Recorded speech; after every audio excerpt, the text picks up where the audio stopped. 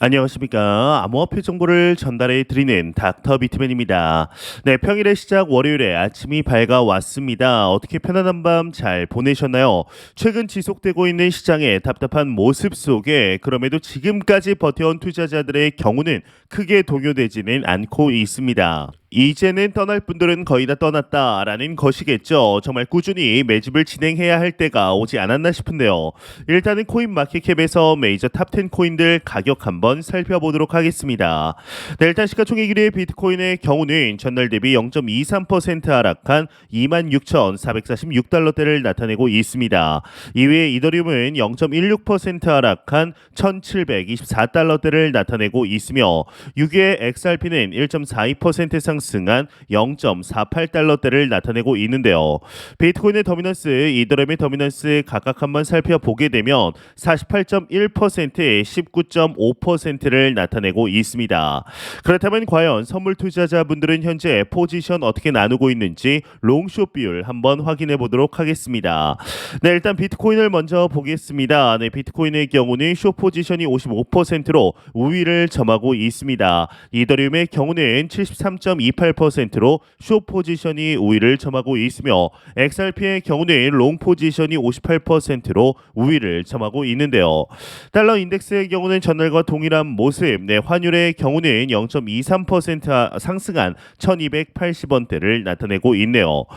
네, 최근 글로벌적으로 매크로 경제가 참 쉽지 않은 상황이지만 그럼에도 위험 자산 측면 긍정적인 소식이 나왔습니다. 중국의 리오프닝에도 경기 회복 속도가 기대에 못 미치자 이 당국이 대규모 인프라와 투자와 인프라 투자와 부동산 규제 완화 등을 통해 경기 부양에 나설 것으로 알려진 것인데요. 이 월스트리트 저널은 정통한 소식통을 인용해서 이 중국이 약 1조 위안, 한화로 약 178조 8천억 원의 규모의 특별 국채를 발행해 이 신규 인프라 건설 및 경기 부양을 위한 사업들에 사용하는 방안을 고려하고 있다 전하게 되었습니다. 이 특별 국채는 이제 총 66조 위안의 빚더미에 오른 지방 정부들의 부채 상환을 간접적으로 돕는 용도로 활용될 예정이다라고 전해지게 되었는데, 이 리오프닝 효과가 미미하자 정부 주도의 경기 부양을 통해 이 경제를 성장 궤도로 되돌리겠다라는 의도로 풀이가 되죠. 이제 이 밖에 중국 당국은 소규모 도시들에 한해 다주택 투자 제한을 폐기하는 계획도 검토 중인 것으로 알려졌습니다. 이 정책적인 측면도 변화하고 있는 것인데요. 현재 중국의 다수 도시는 이 투기 억제를 위해 한 채를 초과하는 부동산 매수를 금지하고 있는데요. 이 월스트리트 저널은 이런 부양 조치들이 이르면 며칠 안에 공식 발표될 수 있다라는 언급을 하게 됩니다. 또한 이틀 전 발표된 이 중국의 경제 지표를 보면 이 중국의 경기 회복세는 둔화세를 이어가고 있습니다. 5월 소매 판매와 산업 생산은 전년 동기 대비 각각 12.7%와 3.5% 상승했지만 이 시장 전망치에는 미치지 못하였는데, 또한 16세에서 24세 청년 실업률은 20.8%로 역대 최고치를 경신하게 되었습니다. 실제로 노무라와 바클레이즈를 포함한 몇몇 투자은행의 경제학자들은 최근 몇 주 동안 중국의 연간 성장률 전망치를 하향 조정하기에 이르렀는데요. 이제 대부분 전문가들은 중국이 올해 정부 목표치인 5% 안팎의 성장률을 달성할 것으로 예상하고는 있지만 더 빠른 회복에 대한 기대는 접은 상태라고 합니다. 그렇기 때문에 대규모 경기 부양이라는 카드를 꺼내든 것이 아닐까 싶은데요. 이런 중국의 경제 상황과 더불어 현재 크립토 마켓의 경우는 미국의 규제 칼날 속에 숨죽이고 있는 상태입니다. 미 SEC를 필두로 옥수의 조이기에 들어간 상태인데, 이에 지난주 크립토 마켓에 어떠한 주요 사건들이 있었는지 같이 되짚어 보려고 하는데요. 화면 이동해 보도록 하겠습니다. 네, 바람 잘 날 없는 암호화폐 시장, 비트코인 도미넌스 상승 이렇게 헤드라인이 장식이 되어 있습니다. 일단 폭풍 같은 한 주가 흘러갔다. 블룸버그가 정리한 이번 주 암호화폐 시장을 챗 GPT로 요약을 했다라고 하는데, 참 챗 GPT 이 AI가 이곳저곳에서 쓰이는 것 같은데요. 일단 첫 번째로는 이 비트코인 도미넌스가 20개월 내 최고치로 도달을 했다라고 합니다. 저도 얼마 전에 전해드린 소식이었는데, 이제 거래량도 평균치 이하로 내려왔지만 이 미등록 증권 소송으로 인해서 오히려 SEC가 확실하게 증권이 아니다라고 하는 비트코인으로 수요가 몰리고 있다라는 내용이었죠.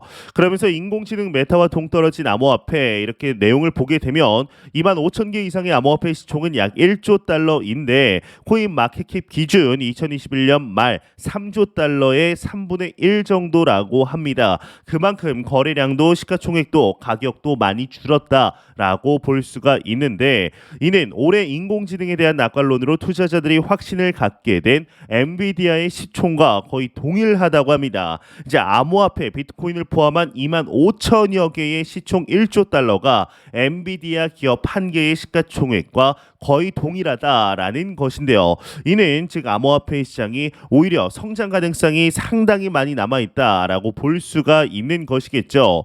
네, 세 번째로 보면은 SEC의 바이낸스 US 자산 동결 요청 기각이라고 나와 있습니다.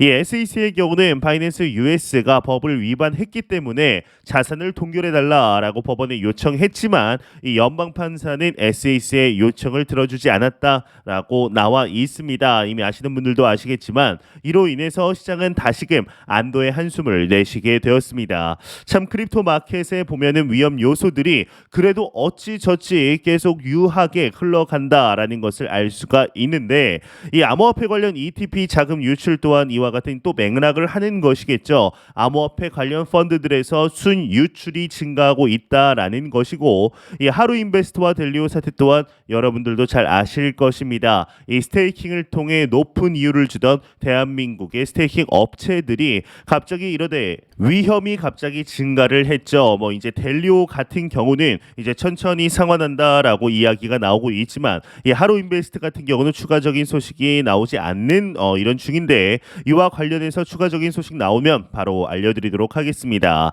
또한 이제 전 세계 1위 자산 운용사라고 불리우는 이 블랙록에서 현물 비트코인 ETF를 신청한다라는 소식도 나왔습니다. 이 커스터디 업체는 코인베이스로 정하게 되었는데 블랙록이 현물 비트코인 ETF를 신청했다라는 것이 비트코인의 가격이 저점에 도달했다라는 시그널이 아니냐라는 이야기들 또한 나왔습니다. 참 지난주는 정말 폭풍과도 같던 이런 주가 아니었을까 싶습니다. 비트코인의 가격이 하락을 했다가 상승했다가 다시 회복하고 하락하고를 반복하면서 굵직굵직한 소식들 많이 나왔는데요.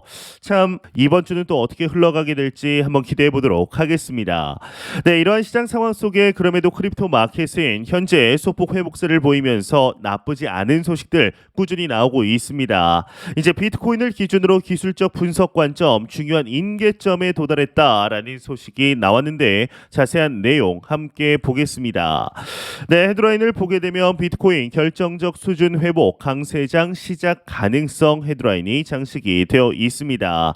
네, 암호화폐 전문 매체 뉴스비티씨가 비트코인이 중요한 인계점에 도달했다라며 강세장이 찾아올 가능성을 분석을 했다라고 합니다. 이 뉴스비티씨는 코인 차트리스트 뉴스레터의 저자인 토니의 분석을 통해 금요일 비트코인 종가가 과거 암호화폐 강세장의 강세를 이끈 수준 이상으로 회복을 했다 분석을 하였는데요. 네, 주말에 휴장하는 시카고 선물 이제 거래소 파생 상품 선물 가격을 기준으로 한 금요일 종가가 주말에도 유지되면서 이 황소 불장에 돌격할 가능성이 크다라고 진단을 했다고 합니다.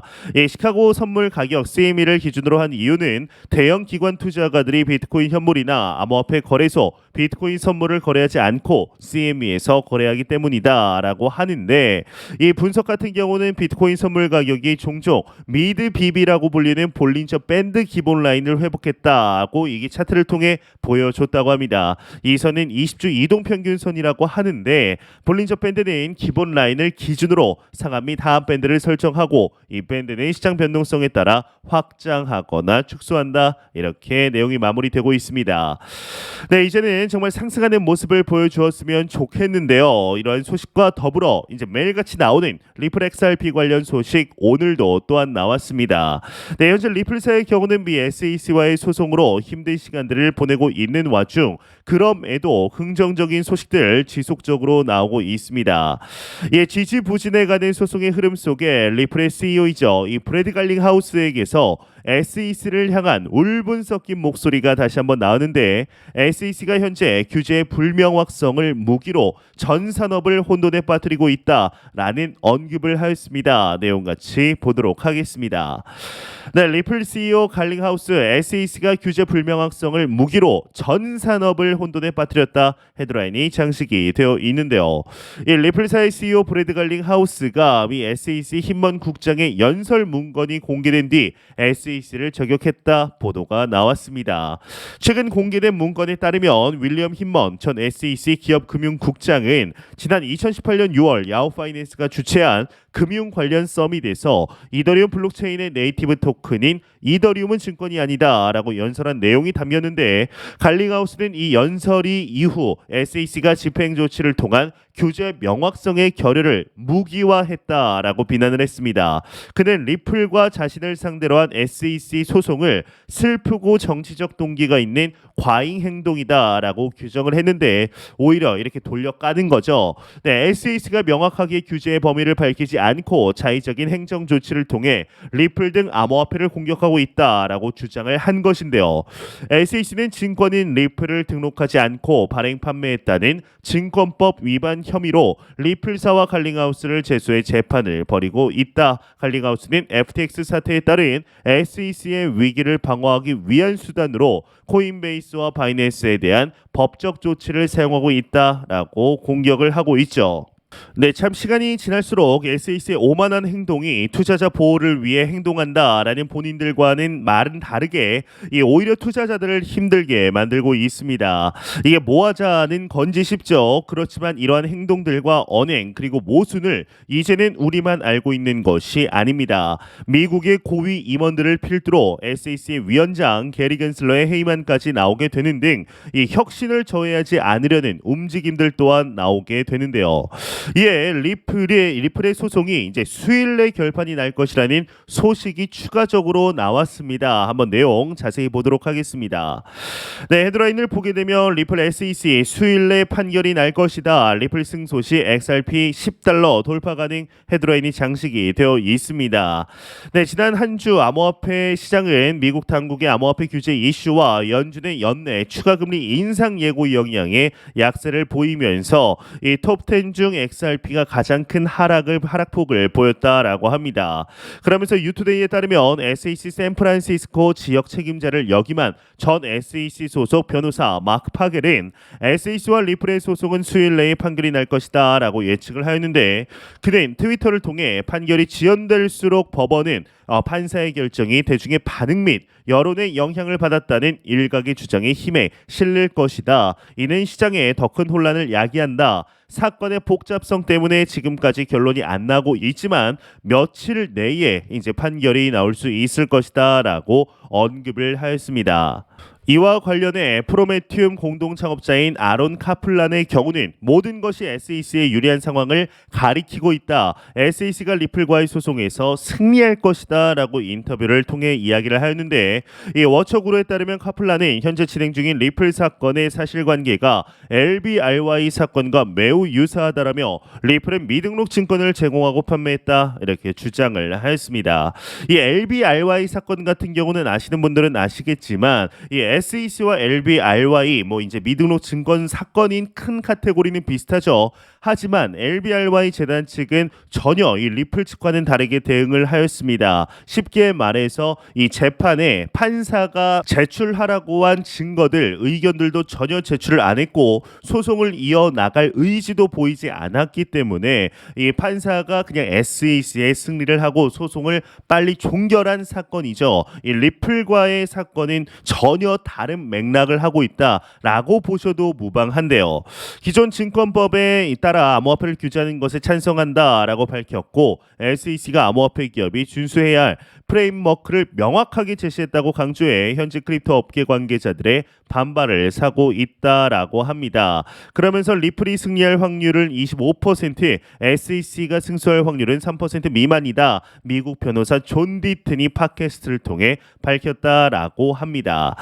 네, 현재 이제 여러분들도 아시겠지만 이 리플과 SEC의 소송 방금 이분과는 다르게 리플사 방면으로 유리한 것이 사실입니다. 그리고 여론 또한 리플사 방면에 무게를 두고 있죠. 하지만 이러한 여론의 우세가 곧 소송의 승소를 가리킨다고는 말을 할 수는 없지만 리플사, SEC 각각 명예를 지키면서 윈윈하는 전략은 과거 판매했던 XRP에 대해서는 증권이다라고 판명을 내고 리플사에서 일정 부분의 벌금을 내면서 그 이후에 판매했던 XRP에 대해서는 증권이 아니다라는 식으로 진행이 되게 되면 이제 리플사, SEC, XRP 투자자 모두 다 윈윈할 수 있는 것이겠죠.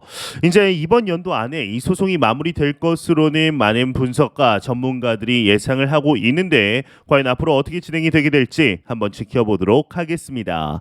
네, 안 보고 가면 섭섭하겠죠. 마지막 크립토 공포 탐욕 지수입니다. 이제 전날 대비 2포인트 상승한 49포인트를 나타내고 있습니다. 여전히 중립 단계를 나타내고 있는데요. 이 지수는 0이면 공포, 100이면 낙관을 의미하게 되죠. 네, 현재 비트코인의 가격이 지난 1월부터 4월까지 보여주었던 상승세가 상당 부분 꺾였습니다. 그러면서 이 비트코인에 대한 이 비관론이 강해지고 있는데 이 크립토 첸에 의하면 실제 비트코인의 약세 관련 소셜 미디어 상의 언급이 2021년 6월과 9월의 최고 수준을 초과하면서 지난 2년 만에 최고치를 기록했다라는 소식이 전해지기도 하였습니다. 이 코인의 장기 투자자들이야 이제 산전수전 다 겪은 판에 지금 하락에 크게 흔들리지 않겠지만 2, 3년 정도 코인에 투자하다가 물린 투자자들은 겁에 질릴 수밖에 없는 상황입니다. 실제 코인이 다 망할 것 같은 두려움이 요즘에 들기도 하죠. 이 많은 코이너들에게 중요한 인플루언서였던 DCG의 베리 실버트나 FTX의 샘 뱅크 프리드먼, 바이낸스의 CG, 코인베이스의 브라이언 암스트롱, 마이크로 스트래티지의 마이클 세일러 등 모두 어려움에 처했고 투자자들에게 피해를 입히기도 했습니다. 이 미국 지방은행의 부실 사태로 야기된 비트코인의 상승이 2023년의 3월 상승을 이끌기도 하였습니다. 하지만 지금은 미국 주식은 좋고 크립토는 완전히 쓸려 나가는 것 같은 분위기입니다. 실제 자금도 주식으로 몰리지 지금 비트코인 가격이 떨어진다고 해서 대규모 매수가 들어오지도 않고 있죠. 지금 상황에서 투자자들이 고를 수 있는 선택지는 많지 않습니다. 기껏해야 비트코인이 하락할 때마다 조금씩 주워 담는 것뿐인데요. 지금 상황에서 섣부르게 큰 자금을 가지고 알트코인에 들어가는 것은 돈을 다 날릴 각오를 해야 하는 선택입니다. 그게 아니라면 조용히 비트코인을 담는 것이 최선이겠죠. 이제 그렇다고 모두가 비트코인 하락에 베팅을 하고 있는 것은 아닙니다. 이 비트코인에 대한 여전한 신뢰와 상승을 이야기하는 이들도 많습니다. 사실 전에는 시도 때도 없이 상승을 이야기하는 인플루언서들을 보면서 비판적인 태도를 가졌던 적도 있습니다. 하지만 지금은 생각이 좀 다른데 상승론을 가진 사람이 어찌되었든 기회를 잡는다라는 것을 이제는 알기 때문이죠. 인디언식 기우제다라고 말해도 상관없습니다. 비트코인을 사서는 안 된다는 사람들은 온갖 이유를 가져다가 사서는 안 된다라고 주장합니다. 이런 사람들은 인간에게 관성이 있다라는 것을 모릅니다. 한번 사면 안 된다고 생각하는 사람이 매수로 돌아서는 것은 그 자체가 용기입니다. 엄청난 노력이 필요하죠. 비관론자는 명성은 얻을지 모르지만 부는 얻을 수 없습니다. 앞에서도 말씀드렸지만 이 블랙록의 비트코인 ETF 정식 신청 소식은 최근 나온 이 비트코인 호재 중 가장 비중 있게 다뤄야 할 소식이다라고 생각합니다. 세계 최대 자산 운용사 블랙록의 아이쉐어스라는 이름을 달고 이 비트코인 ETF가 출시될 것이라는 생각을 하면 참 감개무량까지 하게 되는데요. 사실 비트코인 ETF 소식은 잊혀질만 하면 나오는 소식이라 큰 감흥이 없을 수도 있습니다. 하지만 신청 관청기관이 블랙록이라는 점, 그리고 비트코인이 사실상 SEC에서 인정하는 유일한 증권이 아닌 크립토라는 사실을 이해한다라면 이 비트코인 현물 ETF가 승인될 가능성도 충분히 있다라고 생각할 수 있습니다. SEC는 비트코인에 대해서만큼은 분명히 증권이 아니다라는 입장을 내놓고 있습니다. 그런 점에서 비트코인 ETF와 2024년 반감기는 2025년 상승장에서 비트코인이 50만 불 근처까지 도달할 수 있는 매우 중요한 이슈가 될 것이다 라고 생각을 하는데요. 현재 우리는 정말 전례 없던 기회 속에 좋은 시기에 투자를 하고 있습니다. 절대로 이 시장을 단기적인 시각으로 바라보지 마시며 장기적인 시각으로 또한 오랜 시간 동안 함께 할 수 있는 여유 자금을 통하여 투자를 진행하시길 진심으로 바라보도록 하겠습니다. 네, 제가 준비해온 소식은 여기까지입니다. 영상이 도움이 되셨다면 구독과 좋아요 그리고 광고 한 편만 처음부터 끝까지 시청 부탁드립니다. 이 채널은 오직 광고 수익으로 운영이 되게 됩니다. 항상 영상 시청해 주시는 시청자분들, 구독자분들 너무나 감사드립니다. 오늘 남은 시간 잘 마무리하시길 바라면서 저는 더욱 도움이 되는 영상으로 찾아뵙도록 하겠습니다. 지금까지 닥터 비트맨이었습니다. 감사합니다.